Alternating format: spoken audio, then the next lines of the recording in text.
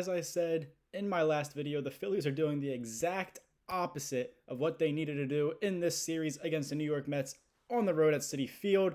After the Phillies took an early 3-0 lead in Monday's series opener, the Mets scored 13 unanswered runs to just dominate the Phillies 13-3 in that first game of the series.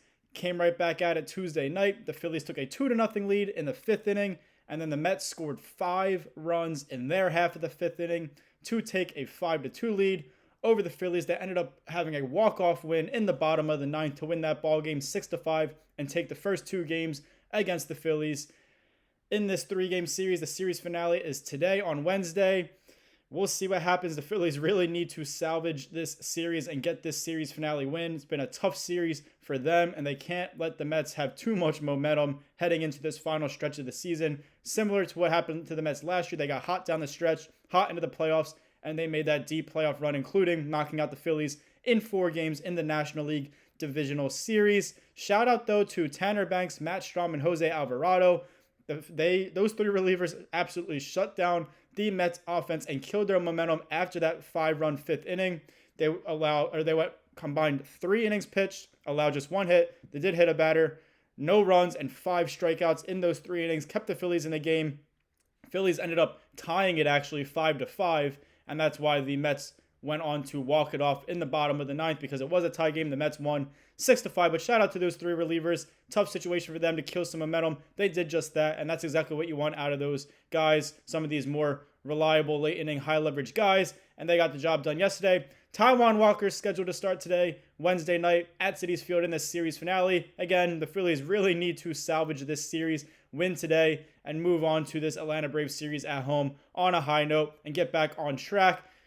They can't let the Mets sweep them. It just would be a killer for momentum. The Mets will obviously be real close in the division again.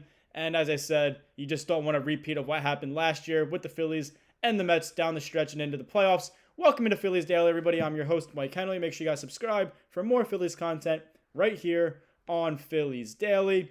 Now, before we get more into the game, more the deeper details, the specifics, before yesterday's game on Tuesday, the Phillies made a few roster moves, notably in the bullpen, actually all in the bullpen.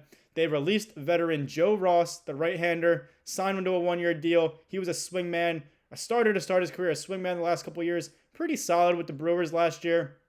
Just didn't work out for Joe Ross here in Philadelphia. He had a 5.12 ERA through 37 appearances in 2025 with the Phillies. He's no longer on the team, and unfortunately, that was, well, I wouldn't say that. Some fans wanted Joe Ross gone, but unfortunately, it wasn't the move that they wanted. They wanted Jordan Romano to be released.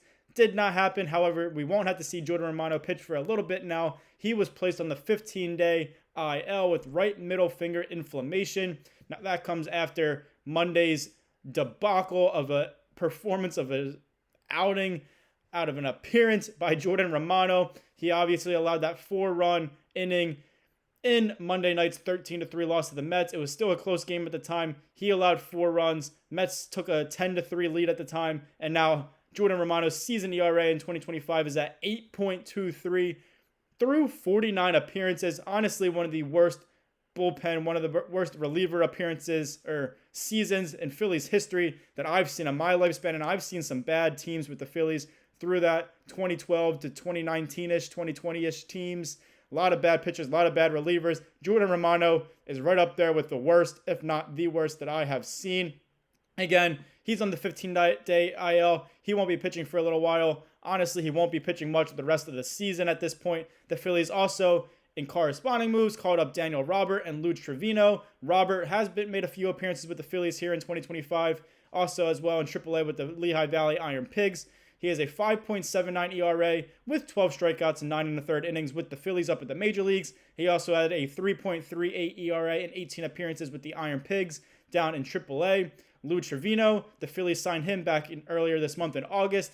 He had a 4.42 ERA between stints with the Los Angeles Dodgers and the San Francisco Giants in 37 appearances in 2025, including 2 starts. But Trevino signed, as I said, with the Phillies in early August, has been playing with the Lehigh Valley Iron Pigs in AAA, and he threw 7 scoreless innings with 7 strikeouts with the Iron Pigs. Now he is at the major league level with the Phillies to see if he can replicate those numbers and be a piece in the bullpen moving forward. Now, getting back into the game yesterday, that just frustrating loss by the Phillies. It all happened in the fifth inning. As I said, the Phillies took a 2-0 lead there in their half of the top of the fifth inning, and then just fell apart there for the Phillies in the bottom of the fifth inning. Defense, pitching, Jesus Luzardo, Orion Kirkring, a couple of bad decisions in the field, most notably Harrison Bader. Now the Mets had first and second with no outs in the fifth inning. Again, the Phillies had a 2-0 lead at the time. Juan Soto hit a single to center, and then Bader tried to play hero ball there, throwing. He was playing center. He tried to throw the runner out at home. Just don't want to do that in that situation. Let that run score. It's all right. At least hit the cutoff man and let him decide what to do, throw it home, or just hold it and keep the runners where they're at. Instead, he airmailed JT Realmuto at home, went right over his head. Not only did the run score, and probably would have scored regardless, even if it was a perfect throw, that ball over Realmuto's head allowed the other runners to advance an extra base. So the run was safe at home, 2-1. Phillies still had the lead. Still no outs there in the fifth inning. Runners advanced to second and third, so they were both in scoring position. Could have been first and second. Instead, no, both in scoring position with no outs, second and third, and just a tough situation. And then obviously, Jesus Luzardo ended up walking the bases loaded. Still no outs there, only a one-run Phillies lead there in the fifth inning. And then Luzardo didn't have his best performance. He had a couple of good innings earlier in the ball game, kind of fell apart there, but Rob Thompson decided to replace Jesus Luzardo with Orion Kirkring there in the bottom of the fifth inning. Bases loaded, no outs, 1-run lead for the Phillies. And just a very bad situation to come into a ball game. Orion Kirkring, obviously one of the Phillies' better relievers. Rob Thompson trusts him. He's had some struggles here as of late. Hasn't really been as trustworthy as he's proven to be throughout his early career, earlier in the season. Been falling apart as of late, just to be honest with you all, if you haven't been paying attention. But Orion Kirkring just comes really in a less than an ideal situation, very impossible situation. Bases loaded, no outs. You're almost guaranteed to at least allow one of those runs to score. That would tie the ball game up. So Orion Kirkring comes in. Jesus Luzardo was actually ejected from the ball game as he was being replaced, as he was leaving the mound to head to the dugout, because he was very unhappy with the home plate umpire all game long, specifically earlier in the game. Couple of bad calls, couple of bad just decisions, I would say, maybe by the home plate umpire. So he was chirping at him, letting him hear it, most likely cursing him out. And the umpire threw Jesus Luzardo out. Didn't matter because he was leaving the game, obviously, anyway. But he was ejected as he was leaving the game. You don't really see that much emotion out of Luzardo. We also saw a lot of emotion out of Christopher Sanchez and Monday night's loss. Don't really see that out of the Phillies players. But that's what happens when you're playing these intense ball games against a hated division rival on the road in a hostile environment. It just brings out the emotions. It feels like playoff baseball, and obviously you're losing these frustrating games, so it just heightens those frustrations. So he was tossed from the game. Again, bases loaded, no outs, 1 run. Phillies lead 2-1 there in the bottom of the fifth inning. Kirkring in the ball game now. He allowed a go-ahead 2 RBI double. The Mets took a 3-2 lead there in the fifth inning. And he also allowed an RBI single and then a sac fly, which is how the Mets ended up taking a 5-2 lead, scoring 5 runs in that fifth inning, and really wiping away the Phillies' 2 runs that they scored in their half of the inning. Tough outing, tough performance by Orion Kirkring. Again, very bad situation to come into. Bases loaded, no outs in a 1-run game. In a situation like that, still, you don't want to see him allow 5 runs. You can live with 1, maybe even 2 runs, but 5 runs, tough there. It gave the Mets a ton of momentum. Again, I did mention shout out to Banks, Alvarado, and Strom because they killed the Mets' momentum after that in the next 3 innings. Shut them down. No more runs scored in the 6th, 7th, and 8th innings. Kept the Phillies in the ball game. Ended up tying it up. But unfortunately, they did lose that 6-5 with that walk-off the Mets had. So 5-2 Mets after that 5th inning. Really nothing crazy going on after that. Now, I did say the Phillies did tie it up a few innings later. They tied it up actually in the top of the 8th inning. Harrison Bader had a good game at the plate. He was 3 for 4. He did have a double as well.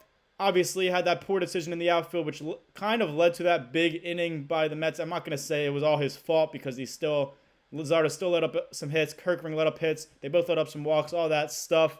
So, not all Harrison Bader's fault, but still a bad throwing decision by him. He did again redeem himself though by that throw in the 8th inning. Phillies were down 5-3. They ended up scoring another run before that. Harrison Bader absolutely hit a moonshot 2-run home run to tie the ball game up against his former team, the Mets, 5-5 late in the game. In the 8th inning, gave the Phillies some life, some momentum there towards the end of the game, trying to take a lead, trying to maybe even go into extra innings and hopefully win that ball game. So good stuff out of Harrison Bader there coming up in that clutch situation. Unfortunately, the Phillies couldn't take a lead, and they went into that 9th inning, still tied 5-5. The Mets used some of their high leverage guys in Ryan Helsley, who actually led up that 2-run home run to Bader. And then Edwin Diaz, one of the better closers in baseball, was pitching for them as well in a non-save situation with that game being tied. So the Phillies and Rob Thompson decided to use their closer, Joan Duran, in the bottom of the 9th inning in a 5-5 tie game, trying to send the game to extras. And unfortunately, again, Duran's not perfect. As much as we wanted to see him be perfect after his first couple of appearances with the Phillies, he obviously blew that save last week. And now he came in a non-save situation, tie game 5-5, trying to go to extras. But Duran just couldn't get the job done for the Phillies. He allowed the bases loaded with no outs, and then he allowed the walk-off single for the Mets to win 6-5. The Phillies now have lost 9 straight ball games on the road at Citi Field. It's just been bad stuff. They can't get the job done there for whatever reason at Citi Field against the Mets. The Mets, again, hadn't been playing well as of late before this series they started with the Phillies. The Phillies really needed to kick them while they're down. I mentioned this yesterday as well. Haven't been able to do that through these first 2 ball games. The Mets now have a lot of life, a lot of momentum, a lot of energy, and hopefully the Phillies did not ignite them heading into this final stretch of the season. The Phillies now have a 5-game lead in the National League East. They came into the series with a 7-game lead over the Mets. Now 5 games heading into the series finale tonight with Taijuan Walker on the mound.